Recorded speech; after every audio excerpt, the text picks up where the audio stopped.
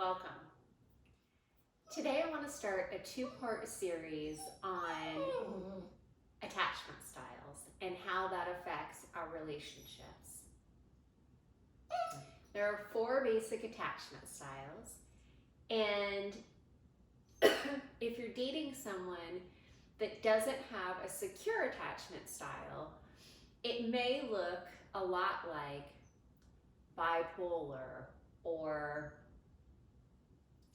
a different mental illness, and it's not. It all goes back to how we interacted with our parents or childhood provider as infants. And if we didn't have a secure attachment with our parents or childhood provider, we may have a lot of issues in relationships as adults. However, with awareness, we can overcome those challenges. And so in part 2, tomorrow, I will talk about how we deal with those challenges in relationships. So have no fear, we can overcome. But first, let's talk about the 4 different styles and see if any of these relate to you, so you can put yourself in these categories. Not that we have to label ourselves, I don't really care about the label, but it's important to be aware of where you are in your attachment style so that you can embrace that and move forward to overcome those challenges. And by the way, if you can see the little love nugget in the corner, that's Aspen. She's my new baby, my new Bernese mountain dog. So she's trying to fall asleep, so she cries. That's her way of self-soothing herself to fall asleep right now. She's just 7.5 weeks old, so new little baby. All right, so the first attachment style I'm going to discuss is anxious attachment style. So I'm just gonna go over 4 basic traits of anxious attachment style. There are probably more, so if you recognize these 4 traits in yourself and you're going, well, wait a minute, there's more. There are obviously more, and that's okay, and you can comment and tell viewers what the other traits are as well. That would be great. The more information, knowledge, the better, right?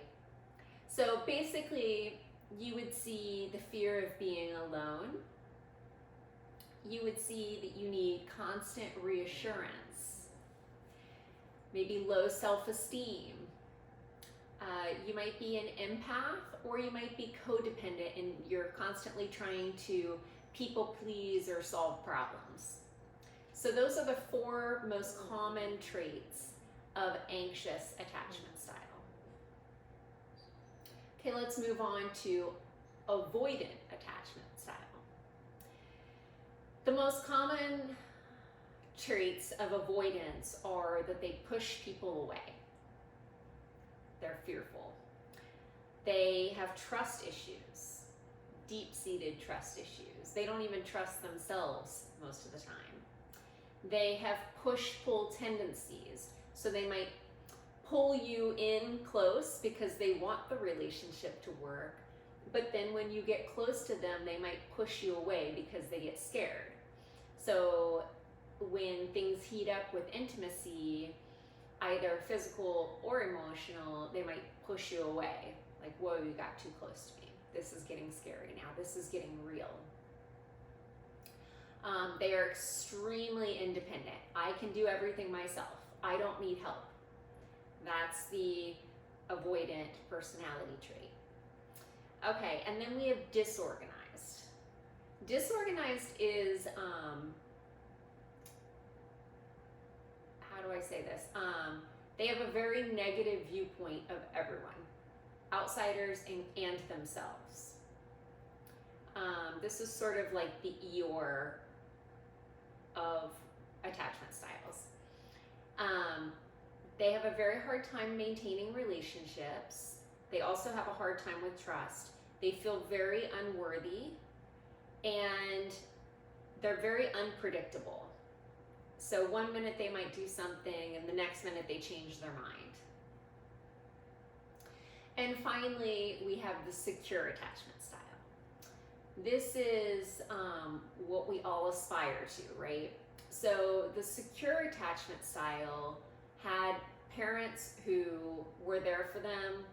You know, when they cried, mom and dad came in and held them as a baby, patted their backs and said everything's going to be okay, put them back in the crib, checked on them often, peeked their head in the other room as a toddler and said, it's okay, I'm just in the other room cooking, reassured them that they were there, you know, as they were growing up, listened to them, wanted to hear about their day. So this person now as an adult is confident. They can set boundaries. They have good communication skills. They have a healthy balance. They're independent and yet they're great in relationships. So they're interdependent. They can be a good, good partner. So people with anxious and avoidant styles balance really well with someone with a secure attachment style, because the secure attachment style will create a balance for them and stability. So that's my tips for the day on recognizing the attachment styles. Stay tuned tomorrow for part 2 on how to deal with a partner who might, if you're a secure attachment style, how to deal with a partner who's anxious or avoidant or disorganized. And even taking it one step further, what to do if one of you are avoidant and one are anxious. It is possible to have a healthy, happy relationship, but you just need to be really, really aware and know how to deal with each other, know what each other's needs are when you have these attachment styles. So tomorrow I'm going to answer all your questions on those, and we're going to get down to the nitty-gritty. So in case no one has told you yet today, you are truly amazing. Thank you for being who you are and shining brightly. Thank you to those who have subscribed, and if you haven't yet today, or if you haven't yet, hit that little button and subscribe. Thank you.